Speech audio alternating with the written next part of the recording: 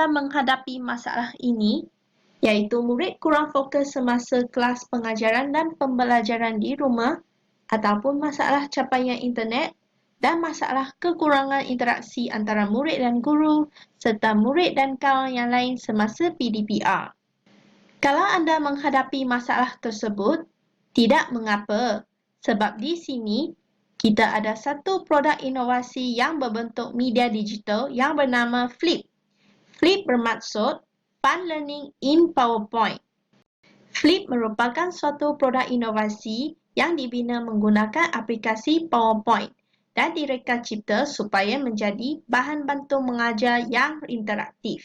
Flip ini juga dibina berdasarkan konsep pembelajaran berasaskan pendekatan gamifikasi di mana murid-murid berpeluang untuk belajar melalui permainan. Produk Flip ini merangkumi kandungan untuk mata pelajaran sains tahun 3 bagi topik tabiat pemakanan. Flip mempunyai permainan kuis yang meliputi topik tersebut yang bersifat interaktif bagi membantu murid-murid untuk meningkatkan minat dan juga kefahaman terhadap topik tersebut. Ini merupakan PowerPoint interaktif Flip. Dalam Flip, terdapat jalan cerita dan 12 peringkat. Setiap peringkat mempunyai soalan tentang tabiat pemakanan haiwan dari aras yang mudah hingga aras yang lebih sukar. Untuk jawapan yang salah, kita akan nampak paparan sila cuba lagi. Manakala untuk jawapan yang betul, kita akan dapat mengumpul bintang sebagai ganjaran.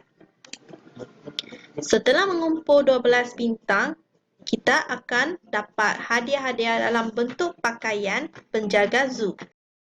Pendek kata, Flip dapat menyelesaikan masalah kekurangan contoh haiwan dalam buku teks tentang tabiat pemakanan dan mengelakkan kekeliruan dalam kalangan murid. Selain itu, Flip dapat menyelesaikan masalah murid kurang berminat dan suka untuk fokus dengan menarik minat mereka melalui permainan yang bersifat interaktif. Di samping itu, Flip dapat meningkatkan penglibatan dan interaksi antara murid dan seterusnya menyelesaikan masalah kelas PDPR yang terlalu menghadkan interaksi. Terdapat dua objektif utama Flip, iaitu meningkatkan keberkesanan PDP dan minat murid-murid terhadap mata pelajaran sains terutamanya dalam topik tabiat pemakanan, dan selain itu dapat meningkatkan kreativiti guru dan para murid dengan mendedahkan mereka kepada PowerPoint interaktif supaya mereka dapat hasilkan bahan pembelajaran seperti ini kelak. Seterusnya, Flip mempunyai beberapa unsur novelty. Antaranya, Flip mempunyai permainan kuis interaktif secara berperingkat.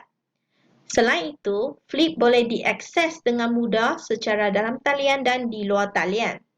Di samping itu, Flip boleh mencabar pemikiran murid-murid melalui penyelesaian masalah secara berperingkat. Flip juga mempunyai unsur-unsur hiburan multimedia seperti teks, audio, visual dan juga animasi yang sangat menarik. Dan kandungan Flip boleh diubah sesuai mengikut kesesuaian subjek dan juga bahasa. Seterusnya, Flip boleh digunakan dalam pelbagai gadget seperti komputer dan juga telefon pintar. Seterusnya, kebaikan kepada masyarakat. Flip menggalakkan guru untuk memperkembangkan kemahiran ICT dalam membina PPT yang berinovasi dan interaktif. Kedua, Flip juga meliputi pembelajaran kooperatif dan penyelesaian masalah. Flip dapat memberi maklum balas positif kepada murid kerana Flip dapat membantu murid membentuk kemahiran takulan dan penyelesaian masalah. Inilah contoh maklum balas positif jika murid dapat menjawab soalan dengan betul. Ketiga, Flip merangkumi proses instruksi melibatkan pembincangan secara interaktif, maklum balas dan kawalan murid. Hal ini disebabkan Flip dapat memudahkan akses kandungan topik penting dan guru mempunyai kawalan terhadap waktu akses ke Flip pada bila-bila masa yang mereka mahu. Keempat, persekitaran pembelajaran yang memfokuskan pembelajaran dalam talian diwujudkan. Flip dapat membantu murid memahami perkara yang sukar dan mewujudkan suasana pembelajaran yang seronok dalam topik yang dipelajari. Akhir sekali, Flip dapat memanfaatkan guru dalam merancang PTP yang berpusatkan murid dan peranan sebagai pemudahcaraan kepada setiap murid. Selain itu, ibu bapa dan murid boleh menjalankan pembelajaran sendiri di rumah. Seterusnya, potensi dikomersialkan. Flip amat mudah digunakan bagi pembelajaran secara dalam talian dan luar talian. Kedua, kelebihan Flip dalam pasaran ialah Flip mampu menarik minat murid dan meningkatkan keberkesanan PTP. Ketiga, kandungan Flip boleh diubah sesuai mengikut mata pelajaran dan bahasa. Contoh matematik, sejarah, bahasa Melayu, bahasa Cina atau bahasa Inggeris. Sekali, Flip tidak memerlukan kos yang tinggi untuk dihasilkan dan mudah dikongsikan bersama para guru dan murid. Inilah versi Flip dalam bahasa Cina dan juga dalam bahasa Melayu. Untuk metodologi projek ini dibangunkan dengan menggunakan model reka bentuk Instructional ADDIE. Model ADDIE dikembangkan oleh Dick dan Carey 1996 untuk merancang sistem pembelajaran efektif dan berkesan kepada murid. Dan model ADDIE telah menerapkan 5 tahap iaitu analisis, reka bentuk, pembangunan, pelaksanaan dan penilaian yang saling membantu membentukkan program pembelajaran. Berikut adalah 5 tahap model ADDIE yang lebih terperinci. Mari kita lihat tahap yang pertama iaitu analisis.